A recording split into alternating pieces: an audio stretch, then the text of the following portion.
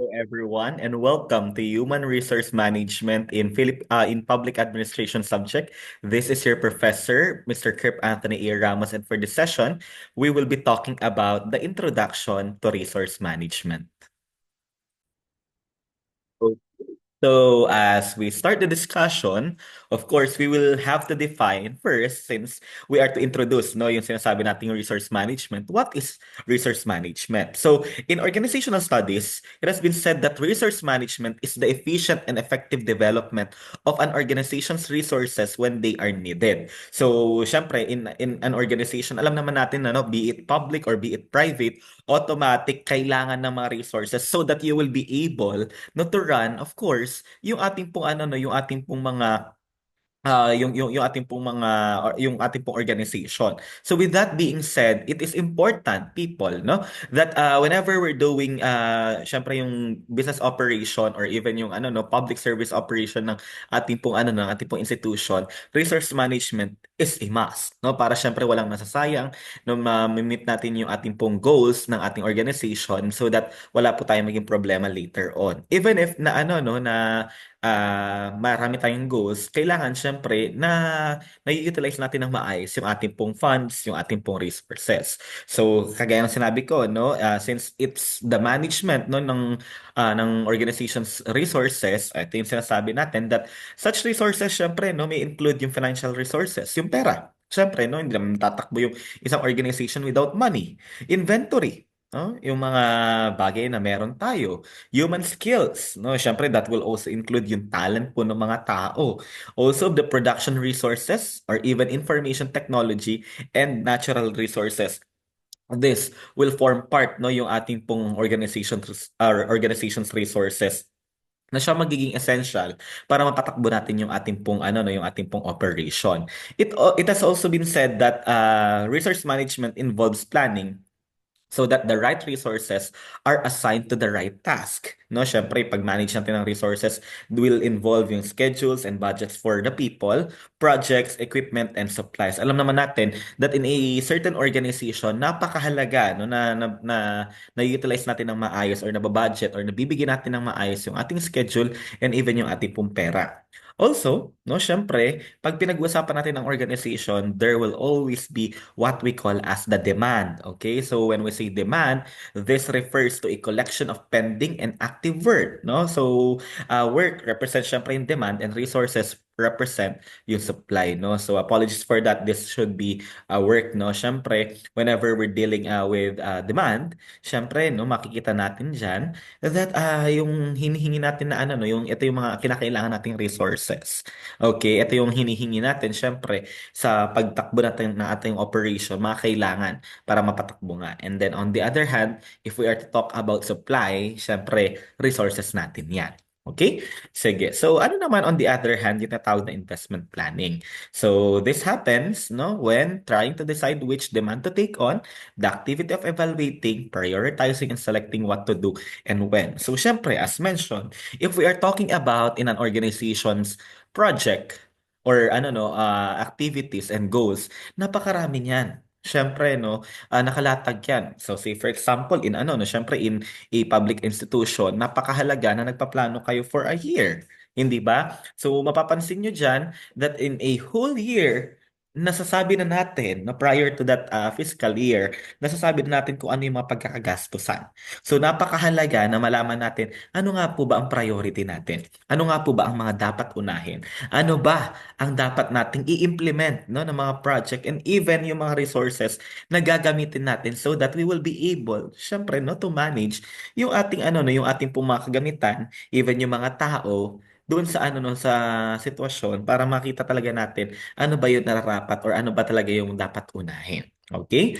Sige. So now, on the other hand, if we are to talk about capacity planning, this is the act of considering available resource capacity when deciding which demand among a portfolio of potential work to invest in and when during the investment planning process. Siyempre, if we are talking about yung capacity planning, makikita naman natin 'yun eh. Ano ba yung yung kaya natin as of the moment?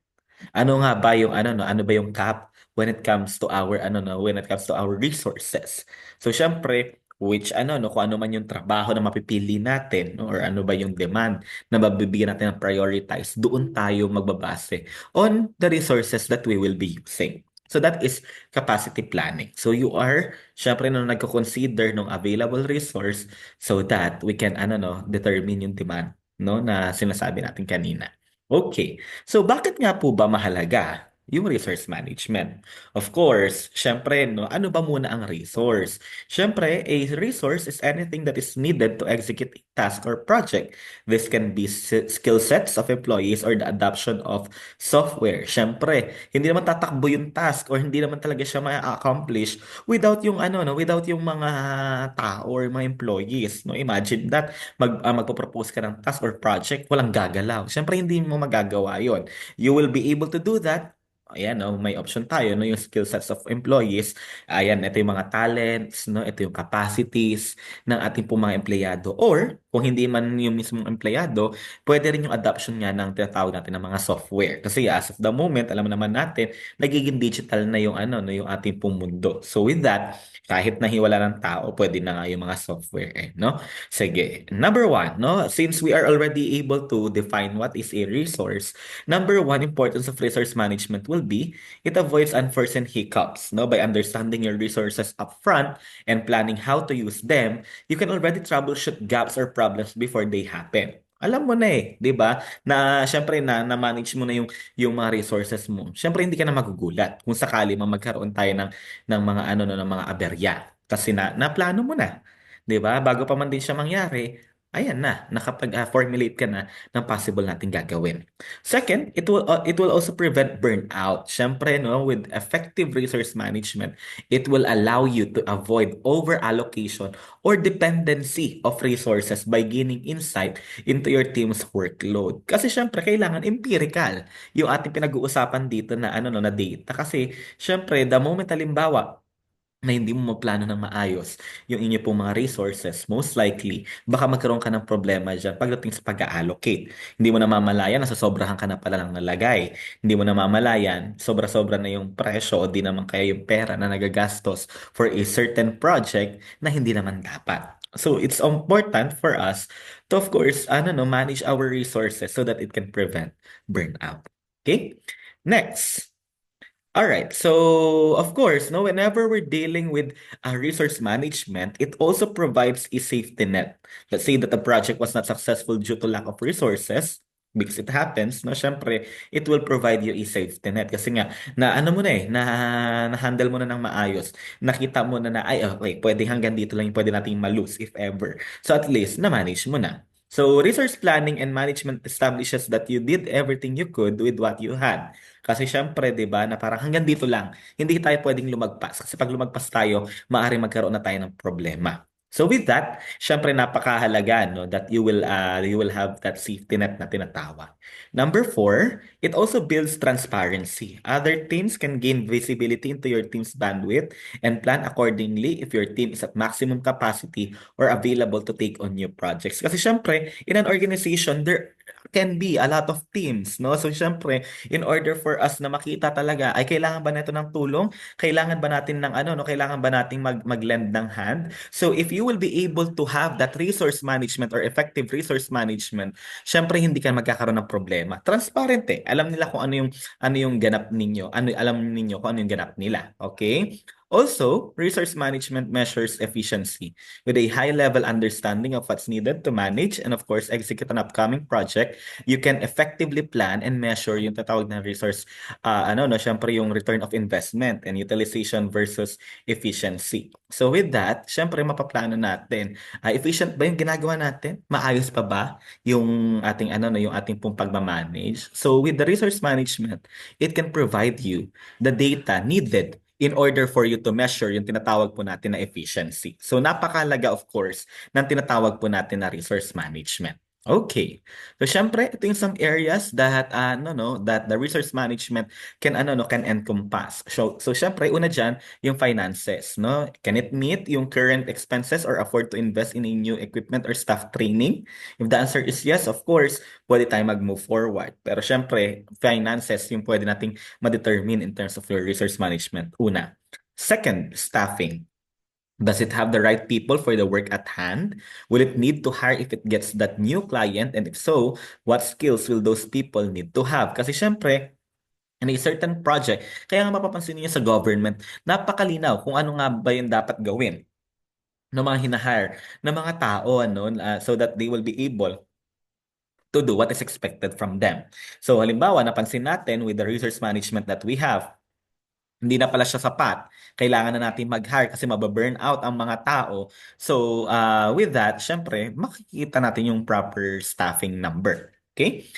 Physical space, no? Syempre, is the company's office or manufacturing space configured so that other resources can be managed for maximum efficiency? Kasi of course, people, without yung ano, no, yung maayos na physical space, paano makakagalaw ang empleyado mo? Paano makakagalaw ang team, no, ng isang organization? Napakahirap. Okay? Equipment. Does it have the tools needed to do what's required? Most especially kung ano, no, talagang bombastic ang gawain natin. See, for example, mala ano, no, mala makina, yung pinag-uusapan natin dito. Syempre, pwede mo bang buting-tingin yan nang wala kang proper tools? Syempre, you will be able to determine that through your resource management. Next will be technology.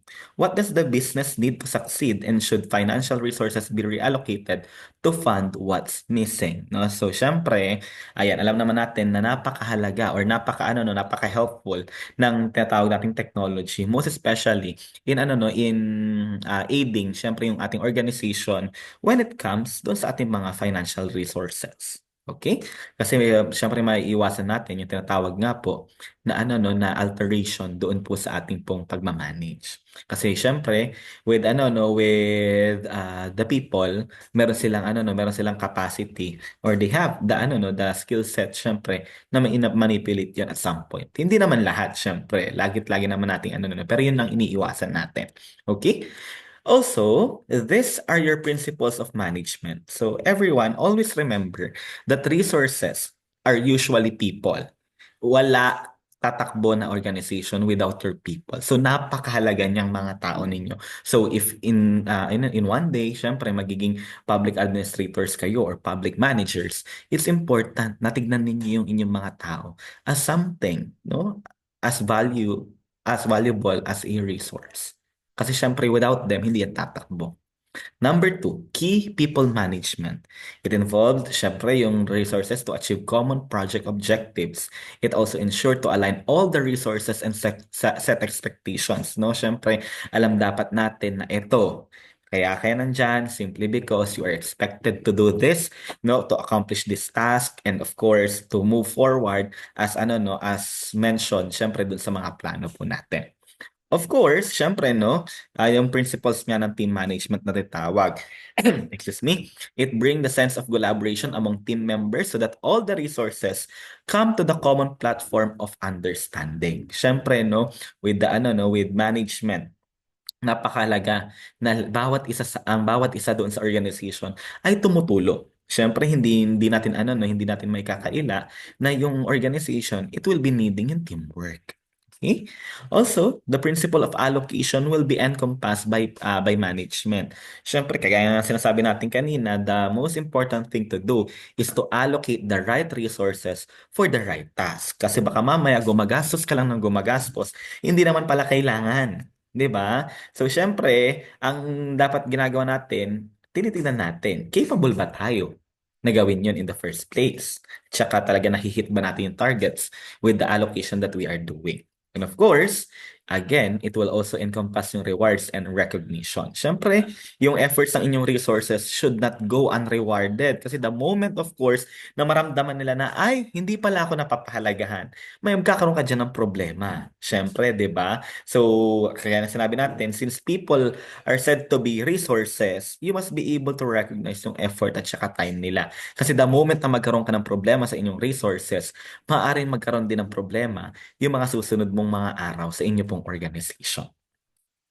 All right, so that would actually be it for your ano po, no, for your discussion about the introduction to resource management. So, if you have questions, please do not hesitate to leave a comment dito po sa ating video and I'll try to answer those kung meron man.